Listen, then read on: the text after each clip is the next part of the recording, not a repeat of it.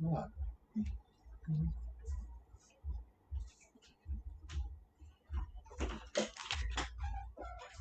Praise the Lord. Hallelujah. Yele tua. Fatalo fatu swafa man malo tato li faalo Yesu Kristo ni tu la. Mfayona tato toi fei lo.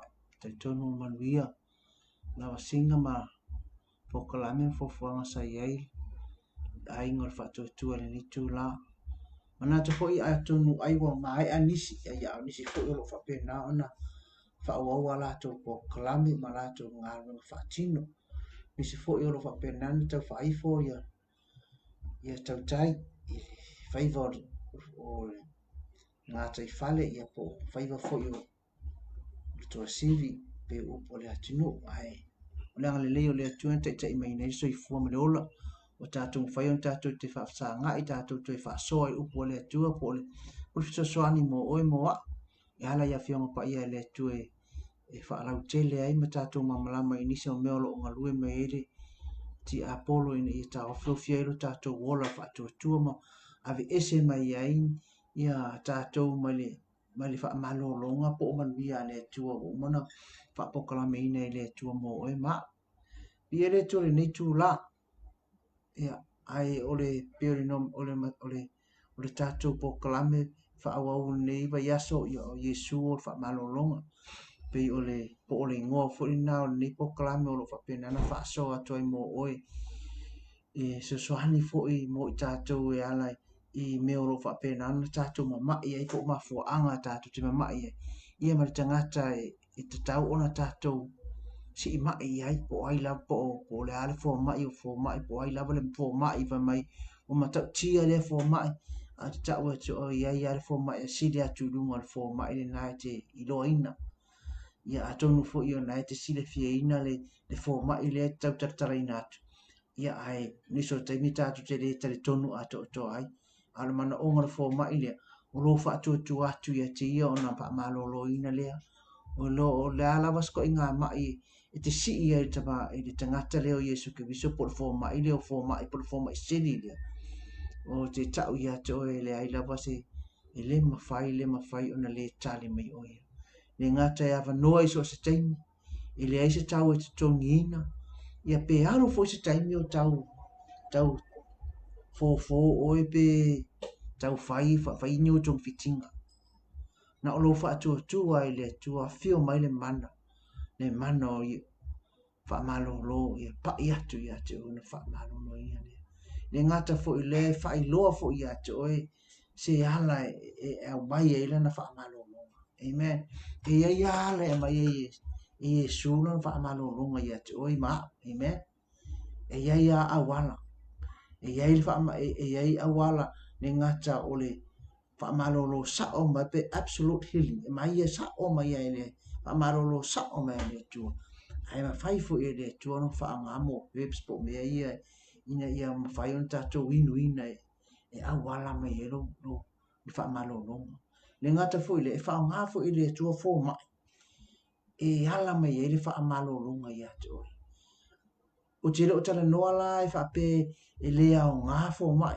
amen alo te fia tau ia te oi e iei le fo mai o fo mai na te whaailoa e iei la au iei awala ese ma whai ona au mai e le fo mai le po Yesu ke visu e te haru sa o anga iei e au mai e le whaamalolo ia te oi ai a whai e te matua whaatua ia te ima te tonu ia te e te reti ngai e whai ngō fia po le ale umi po le ale ko ai ngā mai whai mai wo le eise tong fitinga ia te oi wa e whaatari oti fo ia ngona i fo lo roto ua le aise o te tau ia te oi o lo io o ta whai Yesu Kristo o lo ia le fo mai le whaatari ia te oi pe se teime te talaina mo ia ai se ia ngā ia te whaamalo lolo e te tari tonu e sila fia le tua meo mai tara tu spa ia fa mai lo fitamo ia e fonga le tua le la le ala e ka oko lo moenga po fia lava le mea o ia ila fia fene o lo o ia i fonga o le tua So o ai lava se tasi o whaafonga mai la ili po kalame ni a fiafi. O te fia whai loa i a te oi le a fiafi nei. Lo tu lo tatu wali i whaola ma sila ifo i a te oi. Lo tu lo tatu o tua ma tantanga i a lo fatu i a te oi. Pele liu ia le tō whaa ma le whautanga. Pe se koe mawhai ia o ngai koe wha pe ifo. Lo ua tuai. Lo ua tuai. O te mo o mia oi. O te mo o mia oi te wha malolo ina wa. Amen. Tatou talo na amata ina i leo tatou kalame nei tu la fiafi. Anganga pa ia lo matou visoso ni sidi. E wala awa ma le nau ia te oe se e a fio mai. A fio mai se e wha alau te reina. A fio mai se e pa i o matou loto. A fio mai se e wha asa o loto ina. A fio mai le atua. Se e ngā lua i o matou loto. Se e o matou malama i au fio pa ia. Wha asa o loto se o iai se sai se tianga. Wha amalo lo i se o iai se mai. I le suafa o Yesu Kiriso. Pa i atu pa i ane. Le alfe au le ia fiafi lo mātou tua mātou wha so ai o fiong pa ia. Anga le lei mai oi. Mātou te wala au i le angango le poto ma le mamala. Pa i mai. Te soa soa ni mai. Ono Yesu. Amen e ma amen. Ia vi ia le tua de nitu la fiafi. Pa talo fatu sof man malo Yesu Kiriso tatou limo tatou whaolo ai lava se tasi o whapena ona tatou whaatasi i lunga o penga whailangi po o lunga fo nei po kalame ia la atuli ia la ata o global kingdom ia vi ia le atuli nei a fiafi talton o lo so i fua manuia oe ma o o so i fua la le lei i le ang le lei ma le lo fo le tu fatalo fatu lo sunga te tai po o faton o le nei TV lo sunga Mike Bretta ia vi ia le tua i whaangaina le ngata fo ilo le whatua me no fo ialo ia ma le ainga woma au me mai o lo whapena anu tātou whai mea whaasolo whai tātou so tau au i lungo o le nei ala ata o te whaatalo fo isi o mātou te maa wha lea nganga ma so mātou tina wha lea nganga tai tonu leo wa i New Zealand te mi nei ono nisio po kalame ma fo fuanga i tonu e kālesia ni malanga le maliu le OTV ia le tua te tonu staimi e maua mai ia te tonu lo o pisi le sunga le whawhianga ono po kalame fo ina nga ia tuai o folo fatu i mātou nei o lo mātou talo atu fo i masi tia whainga malanga ia le ngata i leo la pipuinga ma ia tu maur wha malolonga ia i fo i leanga le leo le tua suinga le tau nai atinu ia alofa te le atu mo oeta ma ia matina wha peruso ia mau iwa ia moi lava se tasi o lo whapena na tatou mafuta ia anga le leile atua o ne neva yaso lo tatara noa atua ia i mai mwha mai mo o afianga o tatou tino i mai i le aso mo mua pe neva yaso sa pena na tatara noa atua i mafua i mai i le tangata po o le o wha malolonga pe o le wha urutala iai po o le ingole nei po kalame o Yesu o whaamalo. Tau tala atua i le tangata nei o Yesu ke viso. Malana ngā luenga whaamalo. Amen. I o le aso vai aso lona lua le vai aso sa tatara no atua i mafua anga ia lei ona maua i tatu i mai. Nā taratala atua i la mai i whafurtino le tana na whetala ia i le atua le no i sawa elu o te whapi i atu mai ia te oi. O mai fula mai sila i lalo. Ia o nisi o mai o le mai moe ma le mai e fa mai o lesi o mo tangata o atua i manava o mai ia le maua o harai o tātou la po ama pepeti ia fa pe ala tātou te la po ama lolosi ia ana e mafua o tātou ma mai ai ono tātou songa ai o le isi tātou anga poni le isi teime tu mo le atua amen ia le ngata fo i lea i o ai fa ale matau ki nganga ko i loa le mea me pa ia e ka ko ka alo ia pe mai paulo e ka le se ko mito me fo ina o to mo moi ai o ko vai ai ia ma fio ti la haike ia nisi o ko lo le mata tau amen ia o mai na sa tata no ato ile aso ile si ile afia le sa le o le aso lua a ona ile afia ana na fin tata no ato ai i mai i mafua mai ono le mafau o mai o le mafau mental illness and sicknesses o mai ma ono mafau wa fa mai le tu ti fa pi atu ya te oi le fa vale malo si ma le tawaso blindness i lo tele no tau mai e ke au kango le au te no winga la ke pula o mata o ile lo se mea la tele no your spiritual blindness ole ko fa poni sa ina ato alo ma anga ile atu ole ai ama se me ke lo e ke fa sanga ku luma ke le ma me ke fa sanga ku so poni sa ato lo ma fa ile ngata fu ile anta tano atu ai ile mo le loto atu vale le me ale ele ma ile te tongu o le ma fa ole atu vale ile ma utonu ai le isi ma utonu ke ia fai ale me wa ke ia le halua ke ia ku lu halu va ia ku ala fes kamala e ka o mai se tala fa lo ke ia lo fu fe atu le ai mafua mai ole mafau wa fiel mafau wa tu vale ono o mele la tu la mai amen e fa lo lo sa lo o tu puta vita fa mai na ku ye le tu le nganga le anga mai ai amen fa a ora ke me sa uri nganga le mai ase do ngai kale pese ia to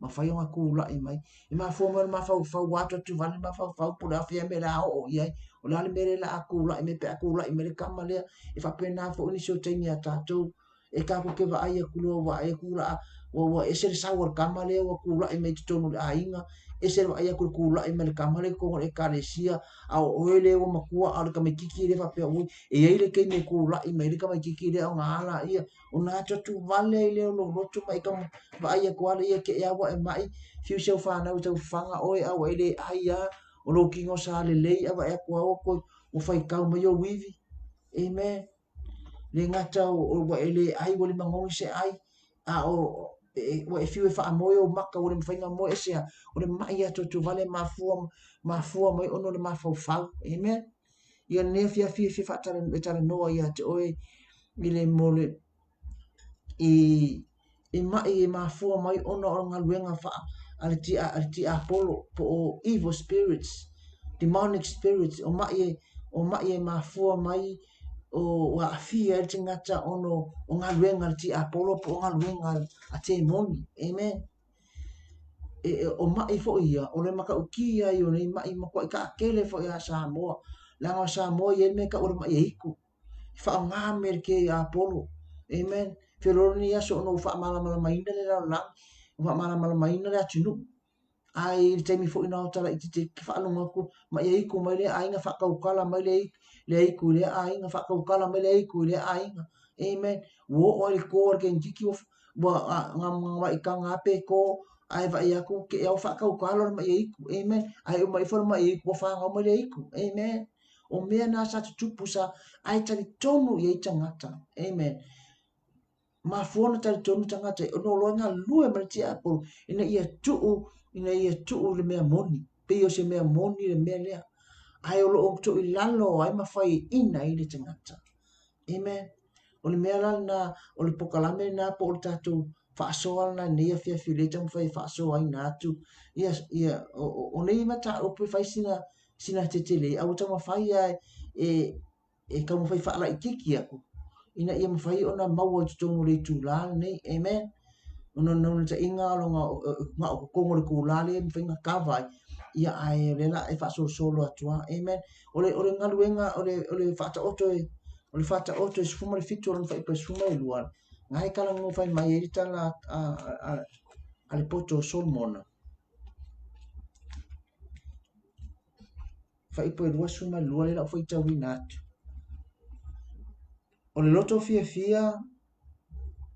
e fai ma vai la awa ngalea a le loto fa ngongo e mamango ai o la fo fai mai o le loto fia o le vai a ngalea e a nga o le medicine o le como fiki siri le nga o nga i tino tinata o le fia o le loto amen ai fai mai ai o le loto fa noa e mamango ai ivi. A eva ai le whapalangi nai whai mai. O broken spirit. O le anganga ua mako inuti mo moia. O le loto nuti mo moia. Wa kae. Whai mai la ia. A kae lo. A le mea la tupu ai ivi. Ua mamango. Longo winga. Once e mamango ai ivi. Wa vai oe. O le alaka nga oki oe. O wale aiso koe wha moe moe. Wale ai ama se mea. A o ngā lenga lue mai le ti Apollo. O I lenga lue le ti Apollo ti ngata. E ka mawhai e kuule wha angoa ngoa ia ke oi. E mawhai e ka mawhai abe ese mai oe mai oli mai fia fia. Nā wha mai tatu spa ia. Oli oe le li. Mai oli le li. O lo ma losi lea. So le e ke oli mai le e ke oli. Alai. Ai alanga oli. O le atua. Asia e ke mama lamba I lo atua. O le atua e mawhaia mea uma. Mai oli le li o lo ma losi lea. A e vai. Oli le li se koe. Saune koe charge mai le ma losi. Amen. Iba lo ke fongi ke e kulo ko se fumo e kangole ko charge e fa penga uma le ola fa Cristiano. Ava e ko lo ko pa ula. Sa ili le li. Amen. Sa ili le li. Se koe o mai le ma losi koe fa fu mai le ma losi. Ne fa mai ta vita fa pe ona na ole ai le vai tafi. E fa pe na lo na lo wanganga ia te oi. Ona fie inu lo wanganga ia te oi. Se kai me ke fie inu ai. E mo mia nga koe vakule le vai ro tino. A e ngua la le vai. La wa koe fa vakule le refresh. Koe vaku se ma losi fo ia ke oi. E fa pe na uma le mea. Amen. E ke fa avangoa inga lo le broken heart po le loto mo moia. Ona sao lo le tono le anganga le. Amen. Sao lo ko le spirit le spirits. Amen. O nganga le anga. Anganga ia makwai. A o nganga ia. E le o nganga o mai fa le lei oi. Man ko le mission e Satan. E sawe e fasioti fa umatia kill, steal and destroy. E fasioki ngoi ma fa le anga. Paua lo le me ele o saulia nganga le anga. E ka mawhai ina ia e manuia. O le ngaluenga ngā le tātou atua. Le anganga o le atua. E amai aki oi. E o mai ina ia sao oi mai le mawhaafwanonga po le malaia. Ai ave oi i le mea olo i eile manuia. Le mea lenga whekalai le akua. Ka ke ngofo em ka ko mafuka hai pe a fio mai. Sa whai e le akua I e tena I le rua tangata ia atama eva. Ai ina wapa ure lalo lang. Yo ngā lalu ave ese ngai le ola le. Ai au mai ai le malaia. Le malaia la le o mai whaatase ma le oti. Amen. A le oti lea, o le ngalua ere ti Apollo pe ngalua ere te muni, a wangi e koe o le ola. A e kali e ngalo Yesu e whai mali ma whaola, wa e koe saufa ngai le ola e wha mawawha mai, o le ato umantalia o ia, ma wha atua tua ia te ia, o te ana avato I le o le manuia, e ta ua I la te ua tali I ma fine o le atua. So o oe la, o le atali I ma la fine o le atua, po ta to whana o le atua. E ele me o lo pui pui ai ta to. O lo ele me ka vai ta to. Amen. Sakali e lua fa mai o le wall of fire. Ai fai mai te tonunga. O le toto Yesu ke riso, o lo fa apenana pui pui na i ta to.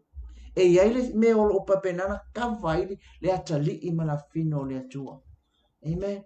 O le toto Yesu ke riso. E le mawhaila na sauri ti Apollo, sao ko kongo I ate oi, pe a fai ngai kava oi. Ai a fai loe e mamango withi po o iai le broken heart, po o se mea o e whaatanga ina, e ulu fale ai le te moni po le anganga lea. Yo no ngala la angofu ai. Amen. E ngala angofu ai, I mawhai ma me mai ate oi. Amen. Ile afo. Ole. A fai a ne just pa ia. I winga ma me o whapena ta oto ai. Ole. E mawalo o le anganga le ole evil spirits, po o demonic spirits. So e mo o mia o nga kiliva. Amen. A peo se mai le tino. E tauan wha malolo. Amen. A fai o ngai ai le mai le o ke mongi po o ngai. Nofo se evil spirits. Ngai a fuanga mai oi. So e niton kiliva oi. Wha sa o loto oi mai ngā. Ai se a langa lei le mea ringa kongo ki oi. Nan mea linga kiliva. there's something inside you ngai holding oi. A hola oi le mea so ke leo koe pule ai, lai pule le mea lea. Amen. Al fasa lo konga la, ko se break kai change ya, mo fili ye le sai ye oi. E break kai pe fasa o lo kwai oi, se e koe sau. Amen. A ole deliverance lea, e le fai se malu se tangata. Kako ke fai e le fatu tua e le atua, e le suafa o Yesu Kiriso. Mention suafa o Yesu Kiriso. Fa mai o te tu ina atu e te tō o tō le pule ma le mana. The power and authority. E soli e ngata makarava o ai, le ata o ngata makarava sa tani mana au. Our spirit here, it's all under Satan. O isi o mea mo, my spirit here, o awa sa kang. Mahaitu sa yai ile lalulang. Amen.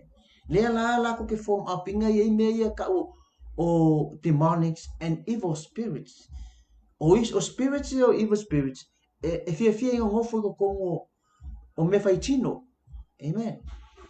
E manga ngofo me faitino. E suela ko tino. E fia ngofo ko yo nga e alu le maka ave. Amen. Ke lo o Yesu nga kuli e ke Yesu ke kama lo le se ko sa no o ngol manga o spirit e ngofo tomi ato o le me si mo mua e su e kama ia o tangata e enta kama ia oi ai ala nga enta e mafainga enta the spirit ko kongu ia te oi ono wa e fa tanga ina e po e tala ina se fai to amen o mafai ona e fa o e tala ina se fai to o solo kama i ko kongu ale kilia inga na mala kama ia ma deliver oi mai kama mai spirit ia e ke fiwe kama fai langa o kama ngonga kama ia inga ia oki oi awange kula mai oi se mai lei amen to steal kill and destroy to kill steal and destroy langa ia le misiona ina ia oti pe faale anga ina mosi dia ka ko nge kristiano o ka ko o kava ai ke kala inga lo pe wole mafai ona tapunia fe to in spirit ia o enterola ia amen e akiliva lola oe e mo mia ona fa mama amen man tu ota to chino fa mai tatu spaiota to chino man manu le ona ngang pa ia e ngofo le spirit e to tonu ia te oe you are spirit of God e ngofo ko na mai fa mai tabita e moli mamai le nganga lo nganga i le nganga so o le nganga o le atua o lo fa pe nana moli mau to tonu i lo nganga your spirit and God's spirit if ko e ko ngeki la nganga ia e fe so tai e shea ngala le inga e fa mai e ka inga o wele ko ka inga la o low spirit a fa ko mo le spirit le ko low spirit inga ia faile me le fa mai ai o fa na o le tua te ina le nganga o le tua e le ko ka inga e low spirit po lo nganga your soul po o ma fa fa amen e tai e le nganga o le tua I want to kala inga fa ko so the spirit of God move Lord spirit of God e move Lord spirit of God pe e se le nganga o le tua le nganga o le tua e le fia ngofo ni mea ele fia nofo ini mea unclean amen o le nganga o le tua fa mai o le tua le ngata e pa ia ai mama so se mea le anga ia ile tua so se mea ia lo na nganga e tau ona mama pure and clean ai sau le nganga o le tua ai kanga le fa kanga le spirit le demonic spirit o nga move le se langa wa e kali e inga le nganga le wa e accepting le nganga le as your spirit e ko ngiki malo spirit ai alu e se le nganga le o le tua live amen al kai me e pray kai pe fire deliverance mo oi o ko anga e se lo la le ai fa mai lo la ia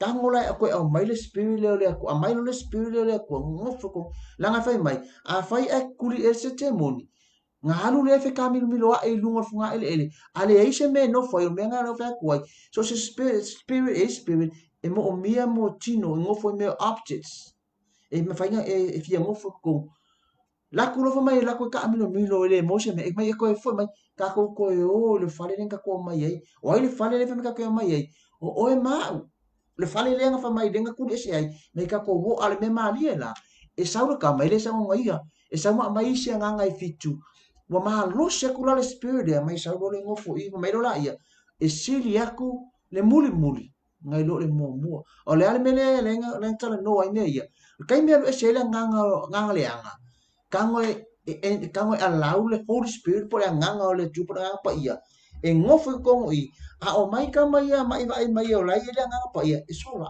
e resi amen e sola mal esi e le mo fainga ko e ngofu ai asa o le nganga o le ma mal fa mai e ka ko enta ka ko wolo ia o le ala le mera tupu ia te oi sili atu le anga le la o ia oi ngai lo le anga le ala amul le nga yai mo na yai ai ele kilivanga o penga tuli se ai te monia amen ona ole mela na e ta uai le nga tau fa malolo ino tato tino mai ai fa sa o loto tato mai mea io nga luenga te mon le nga o mea ia o nga luenga le ole mai o mo mai fo i mea ia la vei la lo mai e mai ai oe e le lo ma fau ai uai le oti ai le fa mai ai le fa ta oto suma fi mai ole a le loto fa no e ma mango ai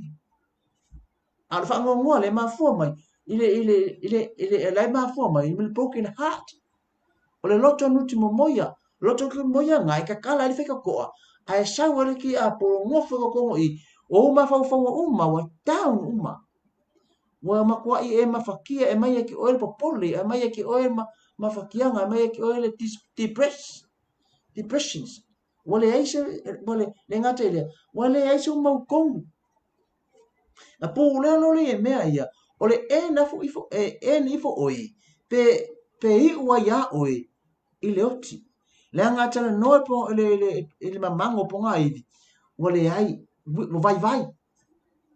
vai oi amen ai va inge le luka le luka e fa se yo o le van tele o ma inga fa malolo yesu o ma te moni ni pa ia kwa ma ke moni o nga sa yesu fa malolo ai pe ki liva ai ne tanga te ia wa leva na ona yaile i meio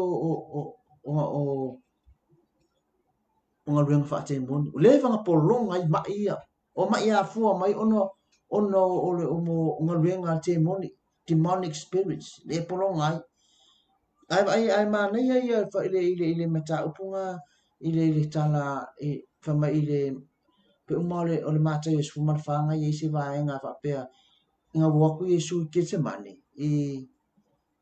i na fo ia ku o aku loa o umale le melesa wa fati ai la wali ilunga le va sa vale ku yesu fe e lo fa mai boy o ke mon o le iku lo o le demonic spirits ai fa mai so le o ai pas ya ko fa mai so o yesu amen ai o ku ile motu le fa mai va ya ko o la ku yesu fa mai no na ta la ye tangata na ta la ye tangata ia lo yesu mai o ta la ile tangata o ngo mai lo ka ngaka au mai o la tangata mai le ngata ile o a mai fa atasi e ma tangata lai e a fie te mon amen o mea la ia ka ngolo yesu fu mai fa malu no ainga o le ala ko nga mai pe mai tino pe mai lo ma fau pe a fua mai ono nga luenga te mon e le ai ia ma se mai finga tan fa malolo ina ele tu amen o mai la ia o ma fua o mai la ia ma fua mai ono o demonic spirits e ia ma fua anga le onga enter oe pe le tu tata no atu ai i kau fa kau kom fa ona tu ina tu ono pe fa yaki o tato mata upu ia po tato fa soi e fai singa ke le ale tama fai o mi tu tono le tu la ina e ma fai on fa ma mai ina tato fa malu bo fo inse kemi e va ve to le tara no ona o le tau mawhai se i kau ku aku i kongu tātou pokala me le mo ina i mawhai ona kawa le tūra. E ei whika tō e mawhai ona e talaina, amen? Ona o ngai, o kei mea ke kala inga i whika koa lea, ona uru whale o lole anga lea. Laku lole anga lea, nofo tonu leo, ma kantuo o e mafua i ani so mai. Lea fo ea lai ona tatu, nga eva ai e tangata, wa whale kongo lako me kako whale kongo mawhau. A niso te miro whale kongo mawhau, o lai kantuo mai e demonic spirits. Ile pokalame vai aso ile aso mo no tana no ato. Ele fa pea o mai le tino o isi mai mafua mai le tino. O isi mai mafua mai ona o le angasala. Disobedience. O mafua mai ona o le leu stai, angasala ona o le leu stai le jomfa alongo i le tua. A o isi mai e mafua mai o le fallen world. Ona o wa ole lalo langi i wa angasala lalo langi. Amen. O ke mongi la ia lewa nga yai le lalo langi. Le ngata o fa fitu uina le tu fa mai. Tupu I fo le ba tu ima la tala. Ia nga malai ai lole I o mea o lo I tonu o se manga. Amen.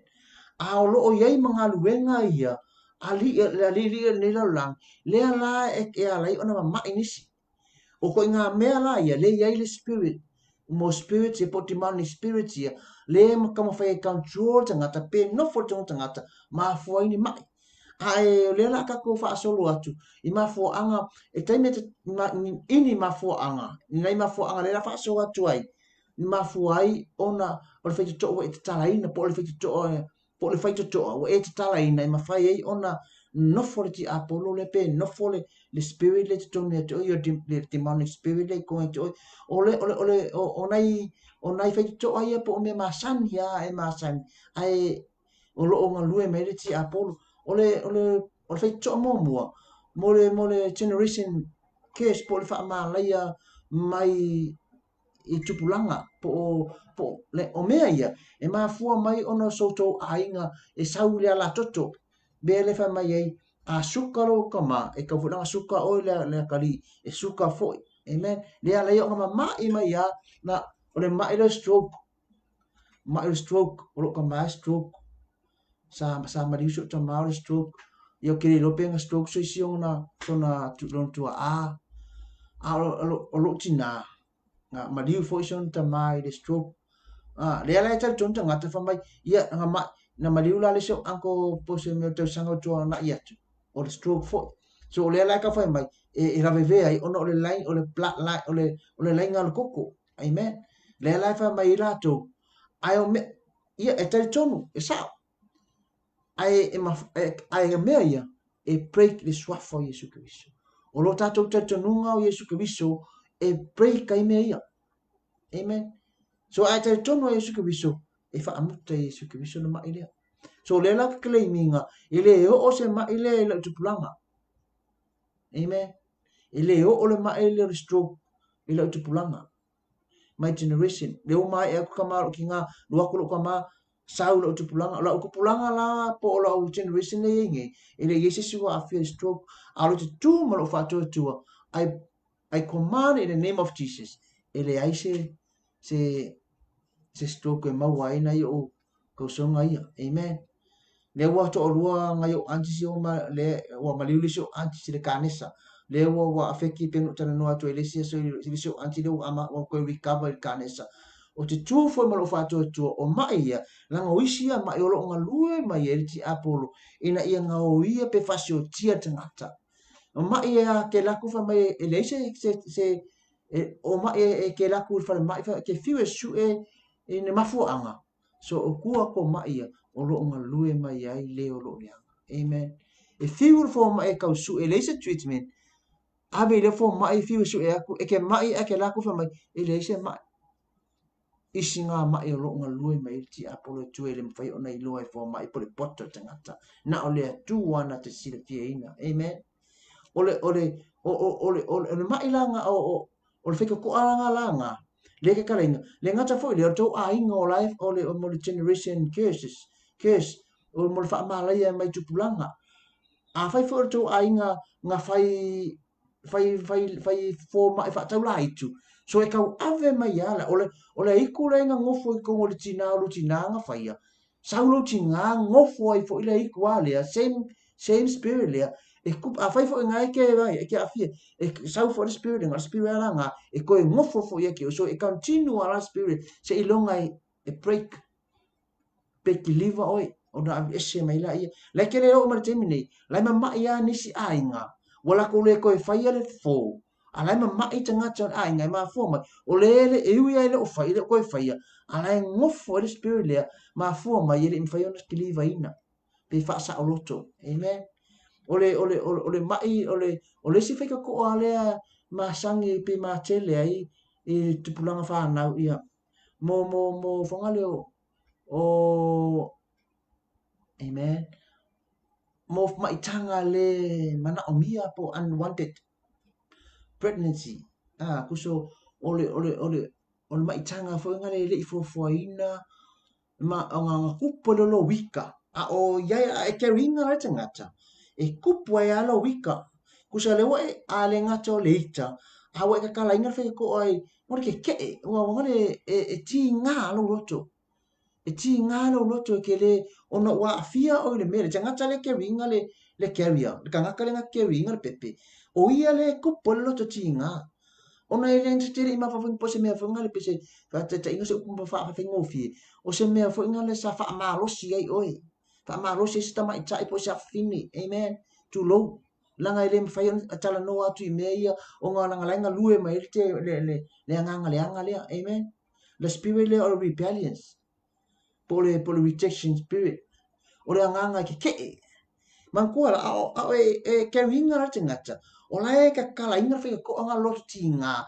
male loko ke ke ika ya la e fa na male ka makiki ola sa male loko ke le al spirit me nga la no foto e ke fi wala ka fa ka makiki e fa ile me e kopu me ale no ke ai me asa o le spirit nai sa tupu mai o e ke ringa le tangata e mafua mai ono o le maitanga le fofoina po le maitanga ke le manga o ia au ke ia o kupu o se fa o se esking po se fa malosi po se rape ia po oni afia nga fo o mo kai ai o amen ia tupu mai le lotinga e mostly ia ngai ka ko fa na tini fa na laiki to ia tini o faila ko lua pe wai o tule ma a ta ngata le si a fine po si to fine wa fie ma ia ona ma fo mai ona si o se fa lave fa fo si po se me na tele i fo ina ai tupu yo ngala le mo what spirit o lo roto tinga e ma fo nge ko pu fa kam kiki le ko pu fo e va ia ko ai te amen le ngata ile o kanga ka fo ngale e ola e fo tono ai nga male pelepe mo broken families amen e ola ifra ka miki ke va ai aku e reison ka ma ngalong ki nga wa alu ka ma lo o le e fo fe ala le me e alu ka miki ki le po fe ala me e ki nga e loko asia na ngai waku po fe ala me e va ai aku ai amu ia ka miki ki ye lon tama amu ia ka miki ki afa pe la ki ku sia lo a pe o tama la ku sia lo akali e ke me fisili ko lo akali pro fe ala tina a ke mi le ki nga la ye lo ti nga spirit of anger male loko ti nga male le ai ma fu male spirit o ngor ka mi ki o le ki nga lo loko mo ka kala na matala lo fe ko ale i ai ngofo le spirit le amen o le si o isi fe to ai ma fu mai ona entale le tu lo wa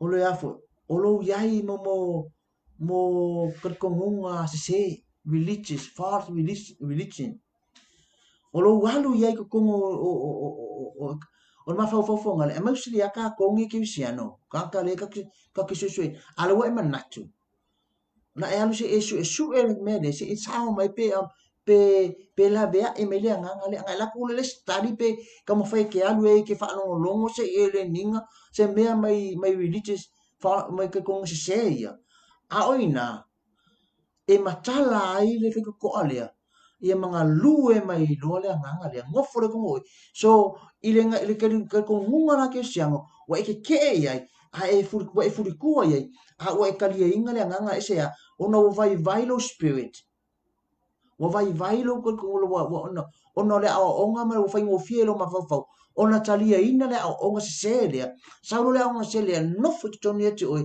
ma alu ese ma ye ia ai nga lue ai le spirit e ma fu mai ono o te tonu nga se o lo yai te tonu ka nga se amen ke lo ngale si me le inga le fu e tupu ai ma yai me yo o yai me yo o mafua mai wa ita tala ina fa to les fa to ale mafua ina na no forti le nganga le ton pe malo ina le nganga le lo nga o le fa nga ina o me fa tino a ke mongi fa ke mongi amen man tu o tato ka ko mo me ia le nga fa nga yesu ke viso na fe ang yesu yo na au ai fa malo lo e ta waso na fa nga mo se to objects e sopo ia ele vai o mana o mea ia po le malo losi o mea ia amen sa kango paulo fa ngale le sol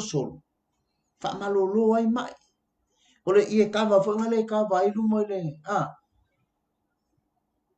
e kava i la kuka le ia sa fa nga me nga fa nga e paulo mena e fa malo lo ai mai so the power of objects ai nga lue mai for ti apolo e fa nga objects ia mo oi ai kango a fa pera le ki fa nga ke lo la wali ia le fa fai te right mo si la fa nga po nga i vi te ngata amen po nga i vi te ngata wale vanga kang la ko ke mai ala le fu le fa nga ai so no fa ngo longo ai tala la wali ia nisi o se nga ka wo fu ngoki wo la ko mai o fa tala no fu ngoki ai le lo fa ka no nga tanga toki o le anga le po demonic spirit le te tala no mai le la sa manga ia amen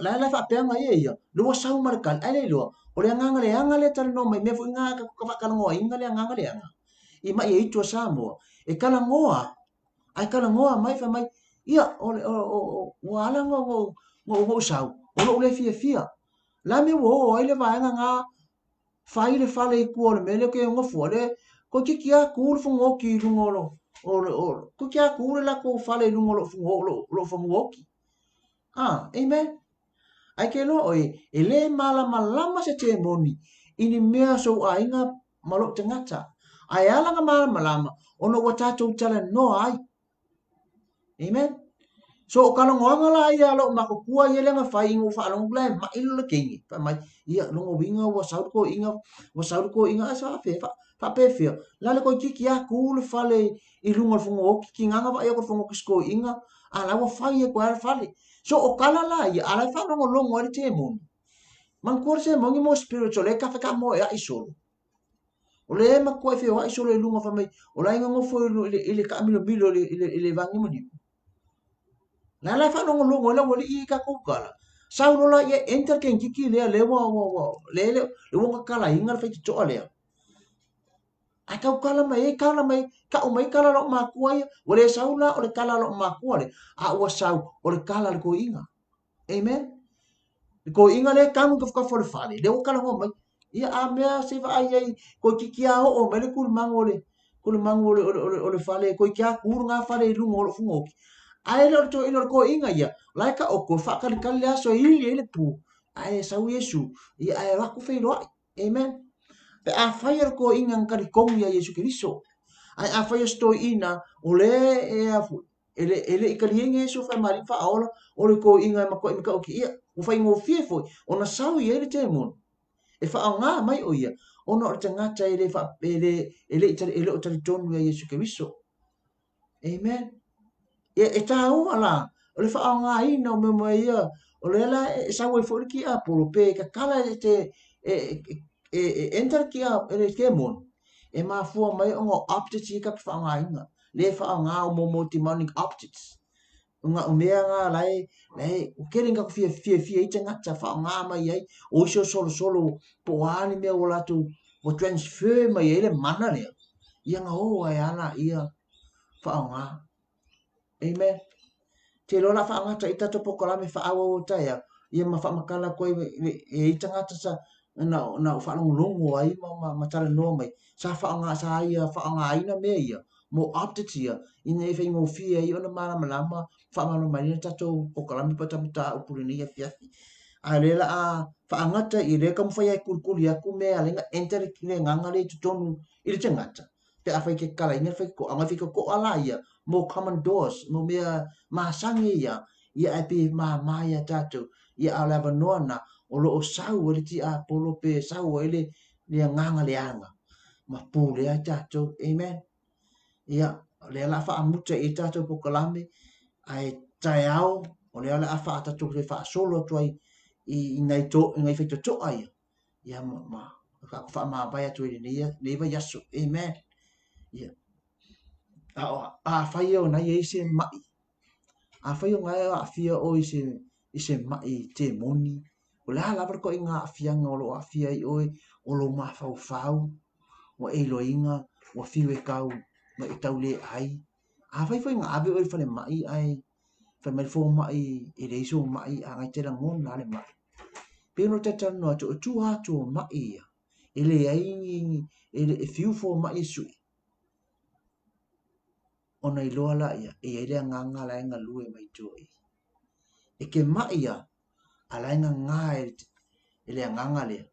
Mai fo mai la ngai le mawhai e masini, e le mawhai e meo lo whaona inga ele te e fo mai. May your spirits, amen. Ngai tasi a tangata te fia tau ia te e malama lama le. E malama lama le ko inga spirits. E laku Yesu ala whaalo ulo umanu makua wha mai suru valu kau sanga o kau ave ringi lo makua le anganga le. O le anganga le affirmative spirit. O le anganga le ke mongi. Na inga fo ngofo lungo leo. O le ingoa o le anganga nga le ka a koa ia ko inga spirits. E le ai ala si simfai. Tasia tenga te whama Yesu o ke wakua ia te o tūre pule mai mana e soli o ngata makarama. O mai uma ia o loo lalo umo satan. O loo ngā lue mai e satan.